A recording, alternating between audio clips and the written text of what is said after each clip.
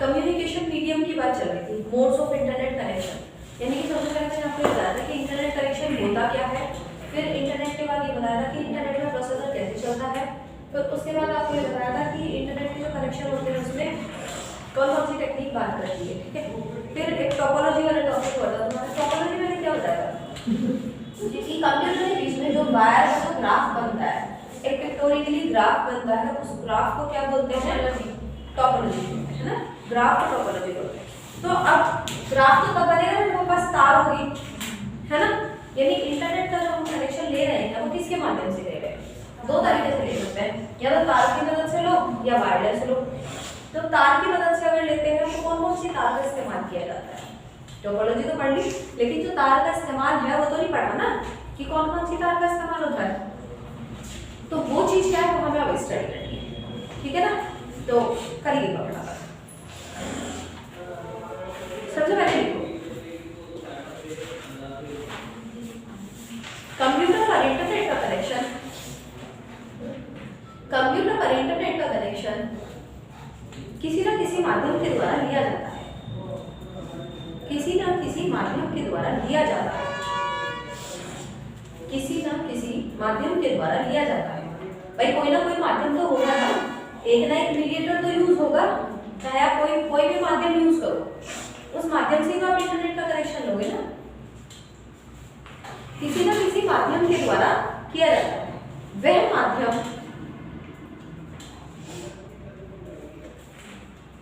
Data को एक स्थान से दूसरे स्थान पर संचालित करने में मदद करता है।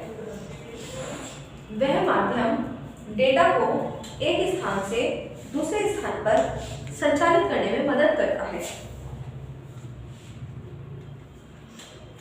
अगर हम आम भाषा में बात करें, अगर हम आम भाषा में बात करें तो डेटा की कनेक्टिविटी हम दो प्रकार से करते हैं, मींस इंटरनेट की कनेक्टिविटी हम दो प्रकार से करते हैं। कैसे? नंबर एक, गाइडेड माध्यम, नंबर दो अनगाइडेड माध्यम। नंबर एक गाइडेड माध्यम, नंबर दो अनगाइडेड माध्यम। अनगाइडेड माध्यम हो गया। अब गाइडेड माध्यम हेडिंग डालिए।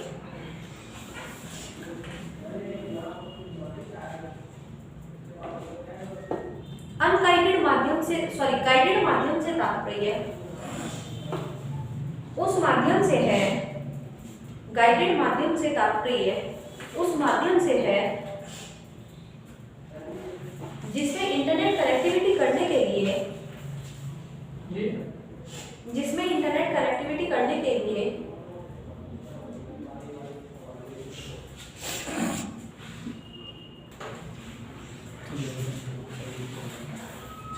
कहाँ चल रही थी क्लास आपकी? इंटरनेट की कनेक्टिविटी करने के लिए तारों का इस्तेमाल किया जाता है।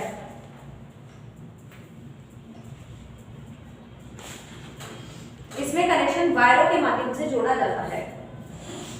इसमें कनेक्शन वायरों के माध्यम से जोड़ा जाता है,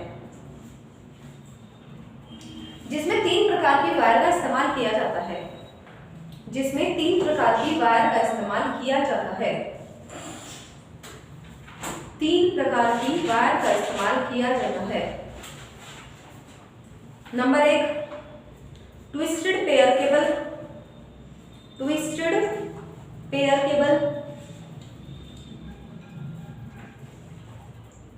number 2, coxal cable, coxal cable. Number 3, fibre optical cable. आज की तारीख में जो सबसे ज्यादा इस्तेमाल की जाती है वाईफाई वगैरह में, वो फाइबर वाली केबल इस्तेमाल की जाती है, ठीक है, फाइबर ऑप्टिकल केबल। हेडिंग डाल दीजिए ट्विस्टेड पेयर केबल। इंटरनेट में 3 तरह के केबल इस्तेमाल होती है, कौन सी? ट्विस्टेड पेयर, कॉक्सियल और फाइबर ऑप्टिक, ठीक है। हेडिंग डालो ट्विस्टेड पेयर, ट्विस्टेड पेयर यानी कि उसमें क्या होती है, दो दो तारों का समूह होता है और जोड़ा बना रहता है। तुमने देखा होगा ना लपेटने वाली वायर आती है, तो वो होती है ट्विस्टेड पेयर। ट्विस्ट ऐसे ट्विस्ट करती है पेयर जोड़े में, ठीक है। देखो एक ट्विस्टेड पेयर केबल दो प्लास्टिक इंसुलेटेड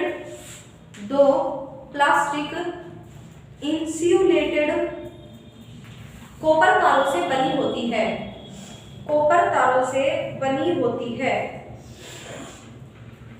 जिन्हें एक साथ जोड़कर बनाया जाता है,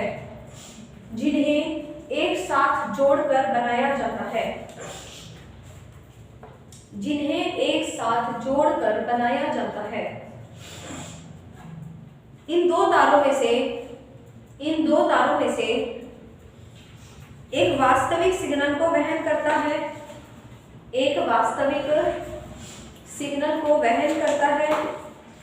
और दूसरे का उपयोग जमीन संदर्भ के लिए किया जाता है। वास्तविक सिग्नल को वहन करता है और दूसरे का उपयोग जमीन संदर्भ के लिए किया जाता है।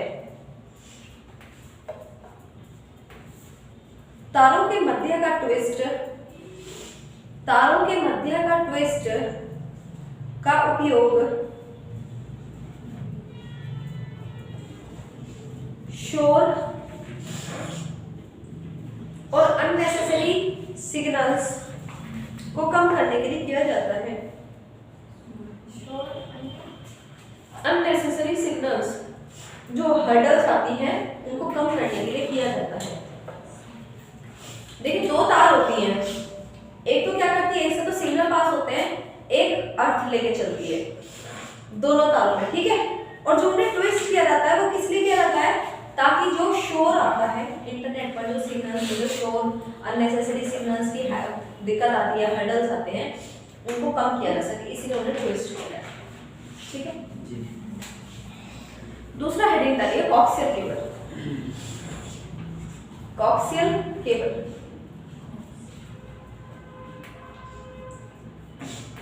कॉक्सियल केबल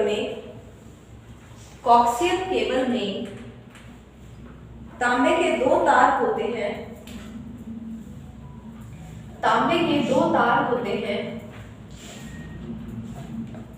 इसमें कोर तार मध्य में होता है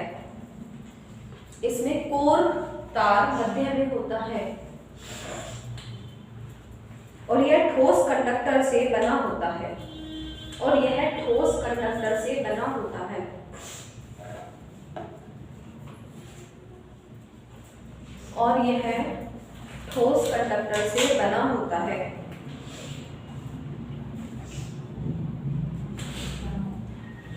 कोर एक इंसुलेटिंग मयान से बंधा होता है।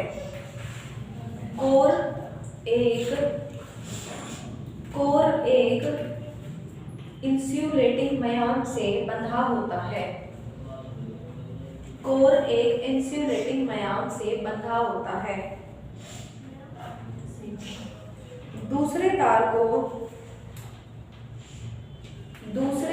को मयान के चारों ओर लपेटा जाता है।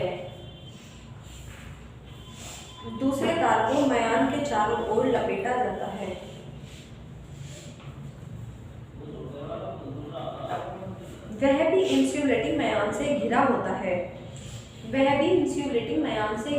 है। इन सबको प्लास्टिक कवर द्वारा सुरक्षित किया जाता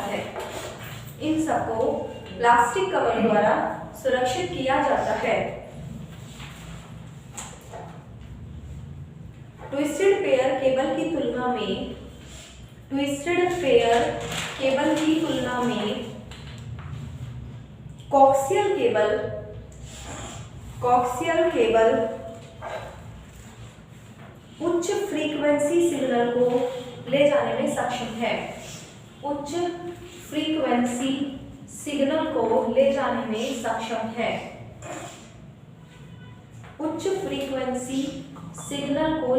में सक्षम है।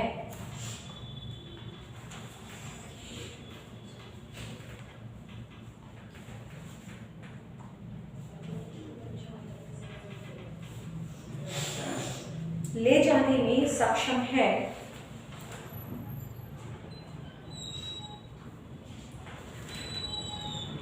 कोएक्सियल केबल 450, उधर ही बैठो आराम से। कोएक्सियल केबल, आराम से, शोर नहीं करो। कोएक्सियल केबल 450 एमबीपीएस, 450 एमबीपीएस तक की उच्च बैंडविड्थ की दर प्रदान करते हैं, उच्च बैंडविड्थ की दर प्रदान करते हैं।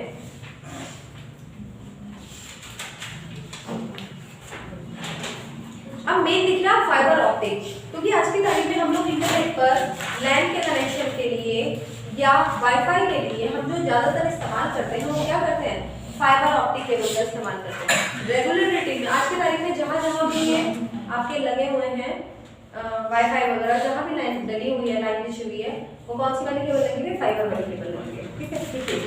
फाइबर ऑप्टिक प्रकाश के गुणों पर, फाइबर ऑप्टिक प्रकाश के गुणों पर कार्य करती है। फाइबर ऑप्टिक प्रकाश के गुणों पर कार्य करती है। जब प्रकाश किरण महत्वपूर्ण कोण पर टकराती है, जब प्रकाश किरण महत्वपूर्ण कोण पर टकराती है तो वह 90 डिग्री पर अपरिवर्तित हो जाती है, रिफ्लेक्ट हो जाती है। तो वह 90 डिग्री पर रिफ्लेक्टेड हो जाती है या अपरिवर्तित हो जाती है। फाइबर ऑप्टिक केबल का कोर, फाइबर ऑप्टिक केबल का कोर उच्च गुणवत्ता वाले ग्लास या प्लास्टिक से बना होता है। फाइबर ऑप्टिक केबल का कोर उच्च गुणवत्ता वाले ग्लास या प्लास्टिक से बना होता है। इसके एक छोर से प्रकाश उत्सर्जित होता है, इसके एक छोर से प्रकाश उत्सर्जित होता है और दूसरे छोर पर प्रकाश डिटेक्टर प्रकाश धारा को डिटेक्ट करता है। प्रकाश डिटेक्टर प्रकाश धारा को क्या करता है, डिटेक्ट करता है। किसी चीज को डिटेक्ट करने का मतलब किसी चीज को पकड़ना। इसे विद्युत डेटा में परिवर्तित करता है और इसे विद्युत डेटा में परिवर्तित करता है। नेक्स्ट पैराग्राफ से लिखिए, फाइबर ऑप्टिक गति के उच्चतम मोड। नेक्स्ट पैराग्राफ से, फाइबर ऑप्टिक गति के उच्चतम मोड को प्रदान करता है। फाइबर ऑप्टिक गति के उच्चतम मोड को प्रदान करता है। यह दो मोड में आता है, एक सिंगल मोड फाइबर और दूसरा मल्टी मोड फाइबर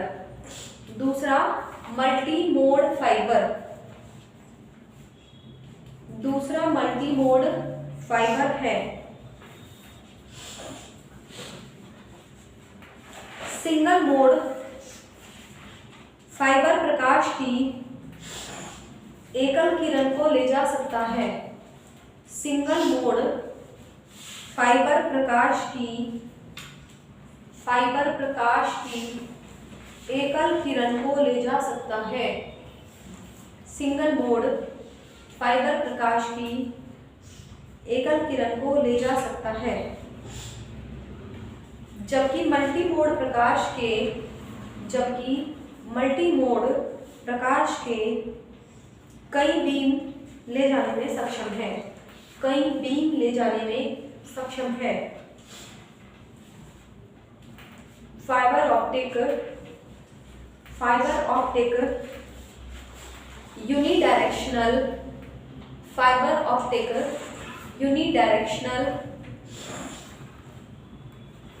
और बी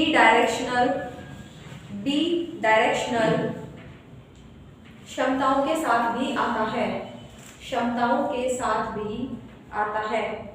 फाइबर ऑप्टिक को कनेक्ट करने और एक्सेस करने के लिए, फाइबर ऑप्टिक को कनेक्ट करने और एक्सेस करने के लिए विशेष प्रकार के कनेक्टर का उपयोग किया जाता है, विशेष प्रकार के कनेक्टर का उपयोग किया जाता है।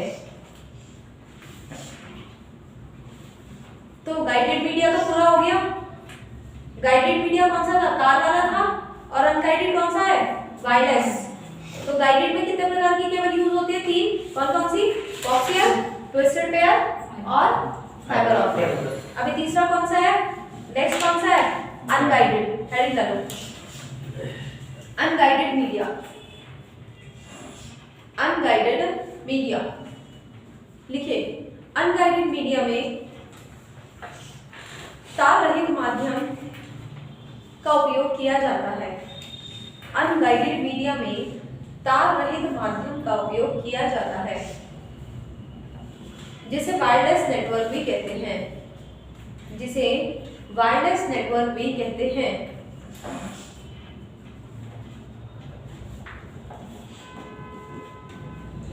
जिसे वायरलेस नेटवर्क भी कहते हैं।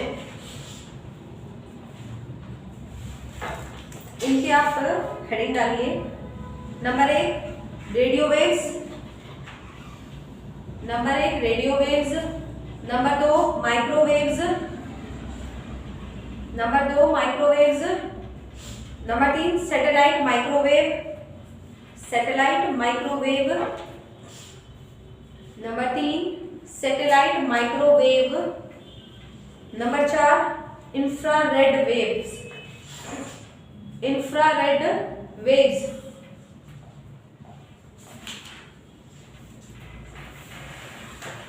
है डालिए रेडियो वेव्स, रेडियो वेव्स आमतौर पर 3kHz, आमतौर पर 3kHz और 1GHz, 1GHz के मध्य फ्रीक्वेंसी में, के मध्य फ्रीक्वेंसी में विद्युत चुंबकीय, विद्युत चुंबकीय तरंगों को रेडियो तरंगे कहा जाता है, तरंगों को रेडियो तरंगे कहा जाता है। रेडियो तरंगे सर्वव्यापी हैं, रेडियो तरंगे सर्वव्यापी हैं। अंडरलाइन कर लो इस लाइन को, कहीं भी पूछा जा सकता है। रेडियो ओमनी डायरेक्शनल होती है, रेडियो वेव्स सर्वव्यापी हैं, ओमनी डायरेक्शनल व्यापी। जब एक एंटीना रेडियो तरंगों को प्रसारित करता है, जब एक एंटीना रेडियो तरंगों को प्रसारित करता है, जब एक एंटीना रेडियो तरंगों को प्रसारित करता है तो उन्हें सभी दिशाओं में प्रसारित किया जाता है, तो उन्हें सभी दिशाओं में प्रसारित किया जाता है। इसका अर्थ है कि तरंगे भेजने और प्राप्त करने वाले, कि तरंगे भेजने और प्राप्त करने वाले एंटीना को अलाइन करने की आवश्यकता नहीं है, एंटीना को अलाइन करने की आवश्यकता नहीं है। एक एंटीना द्वारा भेजी गई तरंगों को किसी भी एंटीना द्वारा प्राप्त किया जा सकता है, किसी भी एंटीना द्वारा प्राप्त किया जा सकता है। Next heading microwaves, microwaves, microwaves लिखिए। आमतौर पर 1 और 300 गीगाहर्ट्ज GHz, 300 गीगाहर्ट्ज GHz के मध्य फ्रीक्वेंसी वाली फ्रीक्वेंसी वाली विद्युत चुंबकीय तरंगों को माइक्रोवेव्स कहा जाता है। माइक्रोवेव्स अप्रत्यक्ष होती हैं। माइक्रोवेव्स अप्रत्यक्ष होती हैं। अप्रत्यक्ष। जब एक एंटीना माइक्रोवेव को प्रसारित करता है, जब एक एंटीना माइक्रोवेव को प्रसारित करता है, तो वे बारीकी से केंद्रित हो सकते हैं। तो वे बारीकी से केंद्रित हो सकते हैं। इसका अर्थ है कि भेजने और प्राप्त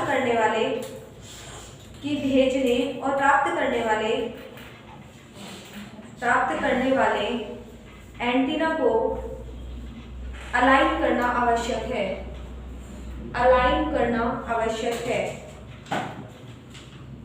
माइक्रोवेव का प्रसार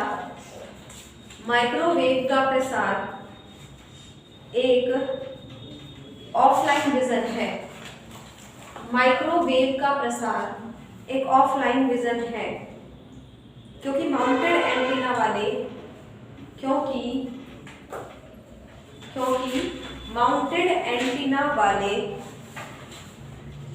टावरों को एक दूसरे की सीधी दृष्टि में होना आवश्यक है। एक दूसरे की सीधी दृष्टि में होना आवश्यक है। Next heading, satellite microwave. Satellite तो सभी को पता है, एक्सप्लेनेशन मैं सारा कर चुकी हूँ, इसीलिए लिखवा रही हूँ डायरेक्टली कि आप इसके बारे में थोड़ा थोड़ा लिख लो। Satellite microwave. सैटेलाइट क्या होती है? उपग्रह। लिखो, उपग्रह एक माइक्रोवेव रिले स्टेशन है। उपग्रह एक माइक्रोवेव रिले स्टेशन है। एक माइक्रोवेव रिले स्टेशन है जिसे अंतरिक्ष में रखा जाता है। जिसे अंतरिक्ष में रखा जाता है।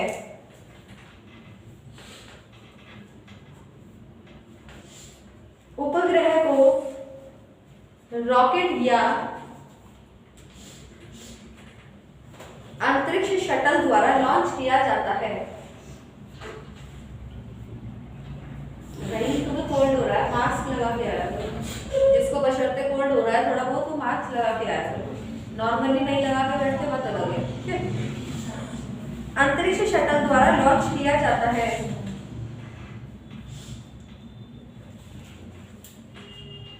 यह भूमध्य रेखा से 36,000 किलोमीटर ऊपर, यह भूमध्य रेखा से 36,000 किलोमीटर ऊपर एक ग्रह पथ ऑर्बिट की गति के साथ स्थित है। जो पृथ्वी की घूर्णन गति से बिल्कुल मेल खाती है।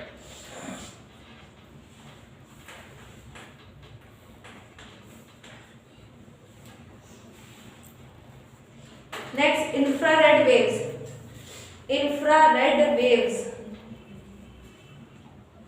इंफ्रारेड तरंगों का उपयोग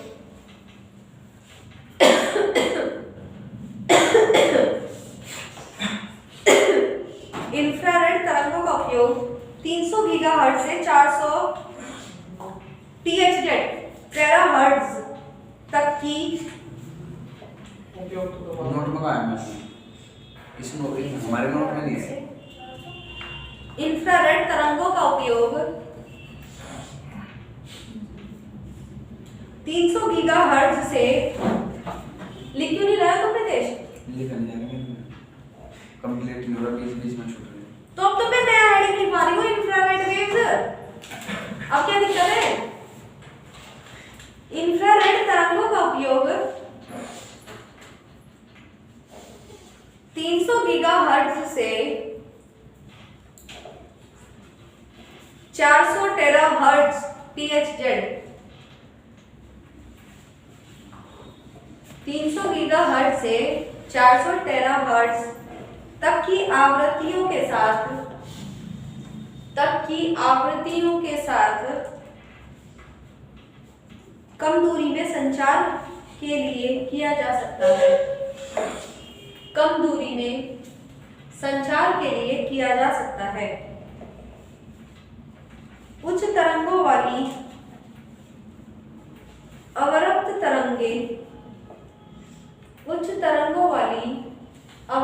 तरंगे दीवारों में प्रवेश नहीं कर सकती है। उच्च तरंगों वाली अवरक्त तरंगे दीवारों में प्रवेश नहीं कर सकती है। इसकी यह विशेषता एक प्रणाली के हस्तक्षेप को दूसरी प्रणाली में जाने से रोकती है।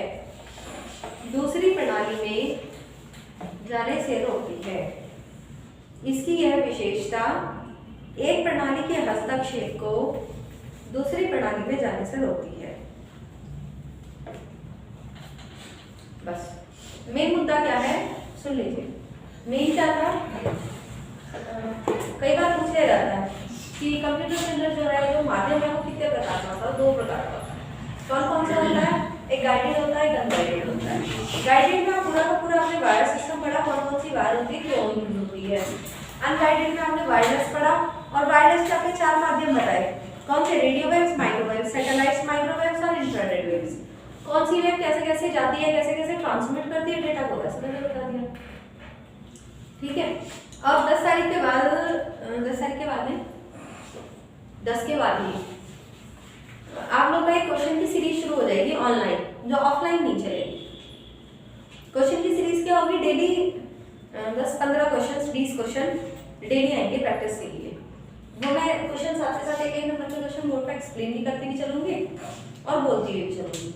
वो आपका काम है कि आप उसको ऑनलाइन बैठ के कैसे नोट कर रहे हो उन क्वेश्चनों को और नोट करके उनकी प्रैक्टिस कर रहे हो। एग्जाम के लिए मतलब 10 तारीख के बाद तैयारी आपकी शुरू हो जाएगी, है ना, क्योंकि दिसंबर में आपका एग्जाम है। ठीक है ना, दिसंबर में एग्जाम है ना आपका, तो दिसंबर में एग्जाम है, तो इसीलिए हम लोग क्या करेंगे, अब उसकी प्रिपरेशन स्टार्ट कर देंगे। डेली 20-25 क्वेश्चन डेली करना शुरू कर देंगे। तो आप लोग क्या करेंगे, घर पे ऑनलाइन बैठेंगे, उसके लिए कॉपी पेन लेके बैठेंगे। ठीक है, और उसके सारे क्वेश्चन 1 बाय 1 नोट डाउन करते हुए चलेंगे और उन क्वेश्चनों को जो मैं एक्सप्लेनेशन करूंगी एक नंबर की, वो एक्सप्लेन करते हुए चलेंगे। ठीक है, जो थ्योरेटिकली है सारा जितना बचा हुआ है टॉपिक मैं वो पढ़ा दूँ 10 तारीख तक, कोशिश करके सारा जितना पढ़ा जाए। फिर प्रैक्टिकली देखेंगे कि प्रैक्टिकली में क्या क्या सीखना है, तो थोड़ा सा काम सिस्टम पे करते हैं। ठीक है ना, जो सीखने वाली चीज़ें ना वो सीखेंगे। ठीक है, ये टॉपिक क्लियर कर लेते हैं।